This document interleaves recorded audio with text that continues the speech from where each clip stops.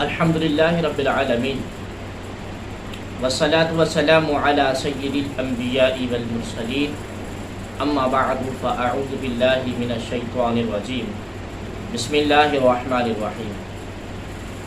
ایک بھائی نے سوال کیا کہ السلام علیکم، میرا سوال یہ ہے کہ آج کل جو پیر مرشد بن کر مریدوں سے سنت یعنی پیسہ لیتے ہیں، کیا یہ پیسہ دینا ضروری ہے؟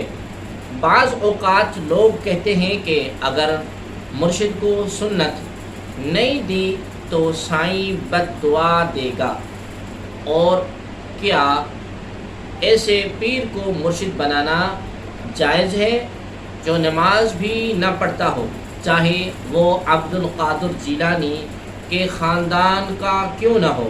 برائے کرم وضاحت فرمائیں۔ بسم اللہ الرحمن الرحیم۔ وعلیکم السلام ورحمۃ اللہ وبرکاتہ۔ میرے پیارے بھائی جان، مرشد عربی کے لفظ ارشد سے مشتق ہے، جس کے لغوی معنی سیدھا راستہ دکھانے کے ہیں۔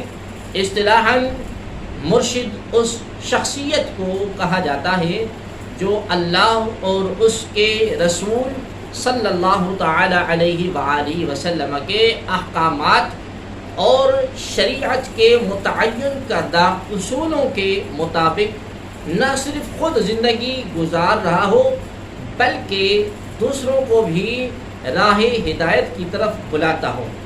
اگر کوئی شخص خود احکام الہیہ کا تارک ہو تو وہ بھلا دوسروں کو راہ ہدایت کیسے دکھا سکتا ہے؟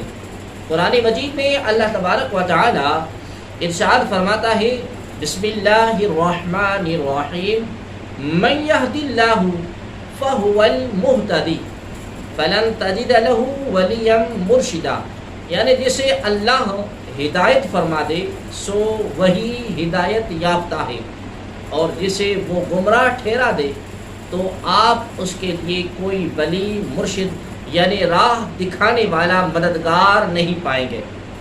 اس آیت کریمہ میں واضح طور پر فرمایا گیا کہ جو شخص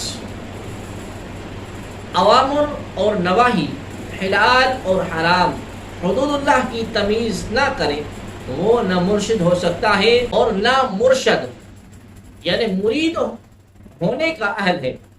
لہذا جو شخص صوم اور صلاۃ کا تارک اور جاہل ہو اسے مرشد بنانا جائز نہیں ہے۔ احکام الہیہ کا تارک شخص ہوا میں اڑ کے دکھائے یا پانی کی سطح چلنے کا دعویٰ کرے، اس سے ہدایت کی امید رکھنا بے سود ہے۔ دین کے فروغ کے لیے کوشاں افراد کی ہی مالی مدد کی جانی چاہیے۔ واللہ تعالی عالم ورسولہ اعلم عز وجل، وصلی اللہ تبارک و تعالی علیہ وآلہ وسلم۔